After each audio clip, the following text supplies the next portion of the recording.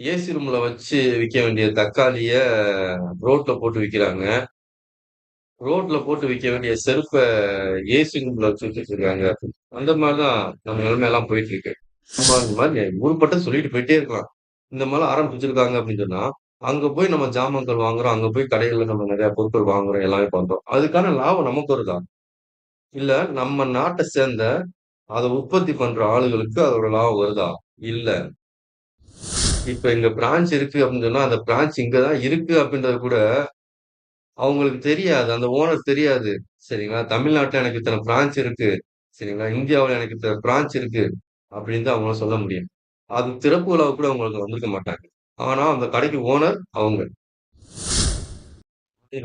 வணக்கம் மக்களே! இது உங்கள் வேங்கை தமிழ். சுயதொழில். சுயதொழில் செய்ற நெறைய பேத்த நம்ம நெறைய பேருக்கு தெரியும். ஏன் இந்த வீடியோ பார்க்குற நெறைய பேரு சுயமா தொழில் பண்ணிட்டு இருப்பீங்க. இந்த சுயதொழில் எல்லாத்தையும் ஒண்ணுதாமாக்குறதுக்குன்னு ஒரு மிகப்பெரிய எப்படி சொல்லலாம்? கார்ப்பரேட் நிறுவனங்கள் அப்படி கூட சொல்லலாம். அவங்களையும் கார்ப்பரேட் நிறுவனம் அப்படி கூட சொல்லலாம். சரிங்களா? ஆனா, இவங்க எல்லாத்தையும் இந்த சுயதொழில் பண்ற மக்கள்ட்ட இருந்து வாங்குற ஒவ்வொரு பொருட்களுமே தான் அந்த பெரிய பெரிய கம்பெனிகள், கடைகள் இதுகள்ல வச்சு அவங்க வியாபாரம் பண்றாங்க. எடுத்துக்காட்டுக்கு ஒரு ட்ரெஸ் கடையா இருக்கட்டும், இல்லையா ஒரு செருப்பு கடையா இருக்கட்டும், இல்ல வேற எப்படி உங்கள்ட்ட சொல்றது? சாதாரணமா ஒரு டீ கடை, ஹோட்டல் முதற்கொண்டு எல்லாத்தையும் எடுத்துக்கங்க. சரிங்களா? சுயதொழில் பண்ணி முன்னேறணும்னு ஊர்பட்ட பேர் இருக்காங்க. நெறைய பேர் அதுக்கான முயற்சிகள் எடுத்துட்டு இருக்காங்க. கவர்மெண்ட்டும் அதுக்கான நெறைய விஷயங்கள வந்து பண்ணிட்டு தான் இருக்கு. எப்படி லோன் சம்மந்தமா லோன் குடுக்கறது, இதுல நெறைய ஹெல்பிங் சம்மந்தமா நெறைய சர்டிபிகேட் அதுன்னு குடுத்து, இதுக்கான ஒரு சில ரூல்ஸ்லாம் ஃபாலோ பண்ண வச்சு, இவ்வளோ விஷயம் பண்ணிட்டு இருக்காங்க. ஆனா, நீங்க அப்படியே இந்த பக்கம் இன்னொரு சைடு யோசிச்சு பார்த்தீங்க அப்படின்னு சொன்னா, இப்ப ரிலையன்ஸா இருக்கட்டும், அ ரிலையன்ஸ் பார்த்தீங்கன்னா, அவங்களுக்கு எவ்வளோ பிசினஸ் இருக்குன்னு உங்களுக்கு நெறைய விஷயங்கள் தெரியும் நீங்க. பெட்ரோல் பங்க்கு, ம் மஹால்ஸு சரிங்களா? நெறையா விஷயங்கள் அவங்க பண்றாங்க.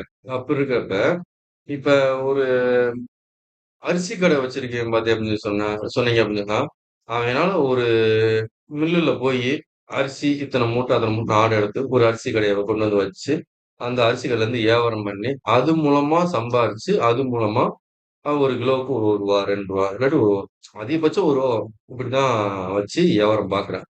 நம்ம ஒரு ஒரு சிப்பம் அப்படின்னப்போ ஒரு 25 கிலோ வரும். அதுல அவனுக்கு ஒரு மூட்ல எவ்வளோ கிடைக்க போகுதுன்னு நெனைக்கிறீங்க? எவ்வளோ கிடைக்கும்னு நெனைக்கிறீங்க? மிஞ்சி போனா? ரூ. 1 லாபம் வச்சா கூட 25 கிலோவுக்கு ரூ. 25 தான் கிடைக்கும். ரூ. 2 லாபம் வச்சு வித்தா ரூ. 50 கிடைக்கும் ஒரு மூட்டைக்கு.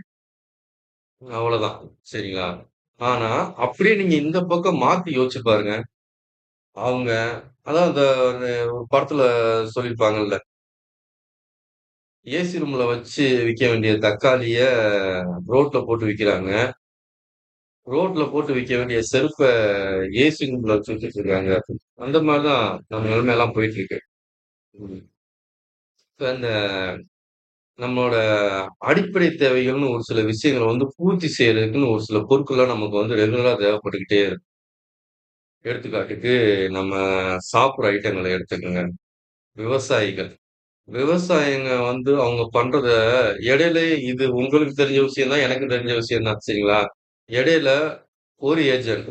அந்த ஏஜென்ட்ட தான் விவசாயிகள் எல்லாத்தையுமே காய்கறிகளாகட்டும், பழங்களாகட்டும் எல்லாத்தையும் வாங்கி மொத்தமா ஒரு சந்தையில வச்சு வித்து, அந்த விவசாயிட்ட இருந்து ஒரு ஆள்ட்ட போகுது. 10 விவசாயிட்ட இருந்து ஒரு ஆள்ட்ட போகுது. அந்த ஒரு ஆள்ட்ட இருந்து 100 பேத்துக்கு விற்பனை ஆகுது. அப்ப அந்த விளைவிக்கிறான் தெரியுமா விவசாயி, அத விளைச்சு கஷ்டப்பட்டு நிலத்துல இறங்கி மாட புடிச்சு உழுது கிழுது அவன் உரங்களெல்லாம் அடிச்சு கிடிச்சு அதுக்கு அவ்வளோ கஷ்டப்பட்டு அவன் ரத்தத்த வேர்வைய சிந்தி கிந்தி அவன் உழைச்சு குடுக்குற அந்த காய்கறியா இருக்கட்டும், அந்த பழங்களா இருக்கட்டும், அதுக்கு அவன் விலை சொல்ல முடியாது. அதுக்கு விலை சொல்றது யாரு? இடையில இருக்க அந்த ஏஜென்ட்ஸ். அந்த ஏஜென்ட்லாம் யாரு? நிறுவனங்கள், கார்ப்பரேட் நிறுவனங்கள். பூமி படத்துல ஜெயம் ரவி படத்துல வந்து இத வந்து நல்லா அழகா சொல்லியிருப்பாங்க. அ ஆனா படம் ஓடல. இந்த படத்துல ஒரு சில விஷயங்கள் நல்லா இருந்தது, ஒரு சில விஷயம் கெட்டது அப்டினாலும் அந்த படம் ஓடல. ஆனா அந்த படத்துல வந்து பாத்தீங்கன்னா, நல்ல இது எப்படி இந்த இத எப்படி ரேட் ஏத்துறாங்க, ரேட் இறக்குறாங்க. அப்படின்னு ஒரு விஷயம் சொல்லியிருப்பாங்க. சரிங்களா? இப்போ உங்களுக்கு தக்காளி அதிகமா கிடைக்குது அப்படின்னு சொன்னா, அந்த தக்காளிய வந்து அதிகமா வாங்கணும் அப்படின்னு சொன்னா, அப்ப சந்தையில வந்து அதிகமா வியாபாரம் பண்ணணும். அப்ப தக்காளின்றது அதிகபட்சம் பார்த்தீங்கன்னா, ஒரு 3 நாள் பொருள், 4 நாள் பொருள். அதுவே அதிகம் தான். அதுக்காட்டி அது அழுகி போயிரும். அது இங்கருந்து வாங்கி இங்க விக்கணும். இவன் டார்கெட் பண்ணி வச்சிருப்பான். இத்தன கிலோ தான் நம்மளால விக்க முடியும் அப்படின்னு சொல்லிட்டு. அப்ப இத்தன விவசாயிகள்ட்ட வாங்கணும் அப்படின்னு சொல்றப்ப, அவங்க எல்லா பேருமே 10, 10 கிலோ குடுக்குறதுக்கும், திடீர்னு 30, 30 கிலோ எங்கள்ட்ட இருக்கு. நீங்க வாங்கிக்கங்க அப்படின்னு சொல்றப்ப, அவன் எங்க ரேட்ட கம்மி பண்ணுவான். ரேட்ட கம்மி பண்ணி, அவன் அங்க என்ன சொல்றான்? 30 கிலோ நீ குடுக்குறியா? உன் 30 கிலோ நான் எடுத்துக்கிறேன். அப்புறம் நான் கேட்கிற ரேட்டுக்கு குடு. ஏன்னா, அதோட உற்பத்தி அதிகமா இருக்கு. அப்ப அவன் சொல்ற ரேட்டுக்கு தான் அவங்களுக்கு வேற வழி இல்ல. இல்ல நான் சொல்ற ரேட்டுக்கு தான் நீ வாங்கு. அப்படின்னு அவங்களால சொல்ல முடியல. ஏன் சொல்ல முடியல? உற்பத்தி அதிகமா இருக்கு. அப்படி வாங்கி அவன் இங்கிட்டு வந்து சந்தையில வந்து இவ்வளோ ரேட்டு அப்படின்னு சொல்லி விக்கிறான். எல்லா பொருட்களுக்கும் ஒரே ஒரு விஷயம் இருக்கு. எப்படின்னு அப்படின்னு சொன்னா, பெர்மனன்ட்டா ஒரு விலை. ஒரு ஃபேரவர், ஒரு சோப்பு, இல்ல ஒரு சோப்பு டப்பா, இல்ல ஒரு எந்த ஒரு விஷயத்த எடுத்துக்கிட்டாலும் பெர்மனன்ட்டா ஒரு விலை இருக்கு. நம்ம போடுற சட்டை முதற்கொண்டு, சரிங்களா? இந்த வாங்கி வச்சிருக்க இந்த பூச்செடி முதற்கொண்டு, எல்லாத்துக்குமே பெர்மனன்ட்டா ஒரு விலை இருக்கு. ஆனா, அதே விலைக்கு எல்லா இடத்துலயும் கிடைக்குதா? இல்ல.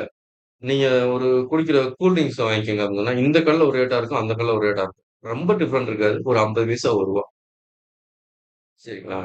ஆனா, கம்பெனிக்காரன் அந்த எம்.ஆர்.பி ரேட்டுக்கு தான் அவங்களுக்கு தரானா? கிடையாது. அத காட்டிலும் கம்மியா தான் தரான். ஆனா, இவங்க விக்கிறது அந்த எம்.ஆர்.பி ரேட்டுக்கு தான் விக்கிறாங்க. இப்படி சொந்தமா தொழில் பண்ணி, இப்ப விக்கணும், நம்ம முன்னேறணும் அப்படின்னு நெனச்சுட்டு பண்ணுவாங்க தெரியுங்களா? அவங்களோட பொருட்கள்லாம் ஏன் வியாபாரம் ஆக மாட்டுது? நம்ம மக்களாக நம்மளே என்ன பண்ணுவோம் அப்படின்னு சொன்னா, ஒரு மிகப்பெரிய இப்ப இந்த சென்னை சில்க்ஸ் இந்த மாரி பெரிய பெரிய கடைக்கு ட்ரெஸ் எடுக்க போறோம்னு வச்சுக்க. அங்க என்ன பண்ணுவோம் அப்படின்னு சொன்னா, அவன் பிக்ஸ் பண்ணி போட்டு வச்சிருப்பான். இதான் ரேட்டு அப்படின்னு பிக்ஸ் பண்ணி போட்டு வச்சிருப்பான்.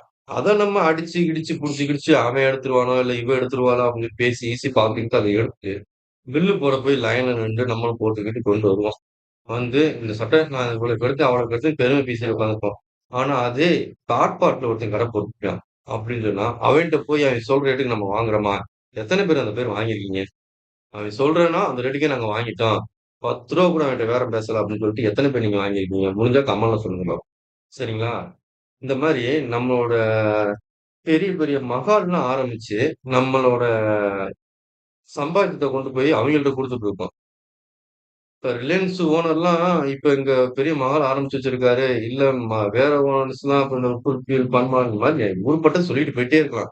இந்த மாரிலாம் ஆரம்பிச்சு வச்சிருக்காங்க அப்படின்னு சொன்னா, அங்க போய் நம்ம ஜாமான்கள் வாங்குறோம். அங்க போய் கடைகள்ல நம்ம நெறைய பொருட்கள் வாங்குறோம். எல்லாமே பண்றோம். அதுக்கான லாபம் நமக்கு வருதா? இல்ல நம்ம நாட்ட சேர்ந்த அத உற்பத்தி பண்ற ஆளுகளுக்கு அதோட லாபம் வருதா? இல்ல. ஒரு பிரான்ச் இப்ப இங்க பிரான்ச் இருக்கு அப்படின்னு சொன்னா, அந்த பிரான்ச் இங்க தான் இருக்கு அப்படின்றது கூட அவங்களுக்கு தெரியாது. அந்த ஓனர் தெரியாது. சரிங்களா? தமிழ்நாட்டுல எனக்கு இத்தன பிரான்ச் இருக்கு. சரிங்களா? இந்தியாவுல எனக்கு இத்தன பிரான்ச் இருக்கு. அப்படின்னு தான் அவங்களால சொல்ல முடியும். அது திறப்பு விழாவுக்கு கூட அவங்களுக்கு வந்திருக்க மாட்டாங்க. ஆனா, அந்த கடைக்கு ஓனர் அவங்க. நம்ம என்ன பண்ணுவோம்? நீட்டா கார் எடுத்துக்குவோம், பைக் எடுத்துக்குவோம், ஃபேமிலி ஏத்திக்குவோம். போய் நல்லா நிப்பாட்டிட்டு, அப்படியே குடும்பத்தோட ஜாலியா போய் ஒரு ட்ராலி மாரி ஒண்ணு குடுத்துருவாய்ங்க. அப்படியே ஒரு ரவுண்டு. என்னென்ன இருக்கு எல்லாத்தையும் வாங்கி வேலைக்காரன் படத்துல சொல்ற மாரி, கல்லா பெட்டியில தான் சாக்லேட் வைப்போம் அப்படின்னு. சாக்லேட் அத பத்தி நம்ம அடுத்த ஒரு வீடியோல பேசுவோம் சரிங்களா? குழந்தைகளுக்கு எப்பேர்ப்பட்ட உணவுகள்லாம் நம்ம குடுத்துட்டு இருக்கோம் அப்படின்ற ஒரு விஷயத்த வந்து அடுத்து நம்ம பேசுவோம். அது இன்னொரு வீடியோ அடுத்த வீடியோ நான் போடுவோம். ஓகேங்களா? இந்த மாரி நம்ம நெனைக்கிற பொருட்கள நம்மள வாங்க விடாம, அவங்க வச்சிருக்க பொருட்கள நம்மள வாங்க வைக்கிறாங்க. எல்லா பேருமே சுயதொழில் பண்றவங்களா இருக்கட்டும், விவசாயமா இருக்கட்டும், நம்மள மாரி மக்களா இருக்கட்டும், நம்ம எல்லா பேருமே அதிகமா பார்த்து ஏமாறுற ஒரு விஷயம் என்னன்னா, அட்வர்டைஸ்மென்ட். நம்மளோட வீடியோல போட்டிருக்க எல்லா வீடியோலயும் இந்த வார்த்தை வந்திருக்கு. இதனால தான் நம்ம ஏமாறுறோம் அப்படின்றத நான் உங்கள்ட்ட சொல்லியிருக்கேன். சரிங்களா? நீங்க நீங்களே போய் பார்த்தாலும் உங்களுக்கே அந்த ஒரு விஷயங்கள்லாம் தெரியும். ஓகேங்களா? நீங்க வேணா எவன் அட்வர்டைஸ்மென்ட் பண்றானோ, அவன் பொருள் தரமா இருக்குன்னு நெனச்சீங்க அப்டின்னா, தரமா இருக்காது. அவன் வளர்ச்சி ஆகுறதுக்கு, அவன் பெரிய ஆள் ஆகுறதுக்கு, அவன் அட்வர்டைஸ்மென்ட் பண்றான். சரிங்களா? பொருள் தரமா இருந்தா, அவன் அட்வர்டைஸ்மென்ட்டே பண்ண மாட்டான். அட்வர்டைஸ்மென்ட்ட நம்பாதீங்க. சரிங்களா? நீங்க போயி, அங்க இங்கன்னு பெரிய பெரிய கடைல ஏறி எறங்கி நீங்க ஒவ்வொன்னும் வாங்குறதுக்கு, நார்மலா நம்மள மாரி ஏழைகள் வச்சு வித்துட்டு இருப்பாங்க தெரியுங்களா? அவங்கள்ட்ட வாங்குங்க. அவங்கள்ட்ட பேரம் பேசாம வாங்குங்க. அவங்க யாரும் ஏமாத்த மாட்டாங்க. அவங்க அப்படி ஏமாத்தி சம்பாரிச்சிருந்தாங்கன்னு வச்சுக்கோங்க, அவங்க மிகப்பெரிய கோடீஸ்வரனா தான் இருந்திருப்பாங்க. சரிங்களா? ஏமாத்தி சம்பாதிக்கிறது தான் மிகப்பெரிய கோடீஸ்வரனா இருக்காங்க. சரிங்களா? பிளாட்பார கடைகள். அவங்கள்ட்ட நீங்க அதிக லாபம் போச்சுன்னா, அதுக்கடுத்து அவங்க ஒரு சின்ன பொட்டி கடை ஆரம்பிப்பாங்க. அதுக்கப்புறம் ஒரு சின்ன ஒரு ஸ்டால் மாரி ஆரம்பிப்பாங்க. இப்படியே கொஞ்சம் கொஞ்சமா வளருவாங்க. சரிங்களா? அதனால நீங்க எந்த பொருள் வாங்குற மாரி இருந்தாலும் கொஞ்சம் யோசிச்சு, பணக்காரரா இருக்கட்டும், ஏழையா இருக்கட்டும், எல்லாத்துக்குமே நான் சொல்றேன். நீங்க எந்த பொருள் வாங்குற மாரி இருந்தாலும், இந்த மாரி சின்ன சின்ன ஏல பிளாட்பார கடைகள்ல போய் வாங்குங்க. ட்ரெஸ்ஸா இருக்கட்டும், மளிகை பொருளா இருக்கட்டும், காய்கறியா இருக்கட்டும், எதா வேணா இருக்கட்டும். சரிங்களா? சரி, ஓகே நண்பர்களே, வணக்கம்.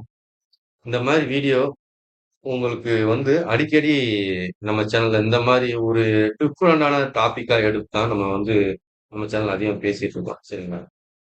உங்களுக்கு இந்த மாரி வீடியோ புடிச்சிருந்துச்சு அப்டின்னா, ஷேர் பண்ணுங்க. அடுத்தடுத்து நம்ம வீடியோக்கெல்லாம் இந்த மாரி வீடியோக்கள் தான் வரப்போகுது. அதையும் நீங்க பாருங்க. சப்ஸ்கிரைப் பண்ணிக்கங்க. அப்பதான் நாங்க போடுற வீடியோ உங்களுக்கு உடனேக்குடனே வரும். ஓகேங்களா? ஓகே மக்களே. வணக்கம்.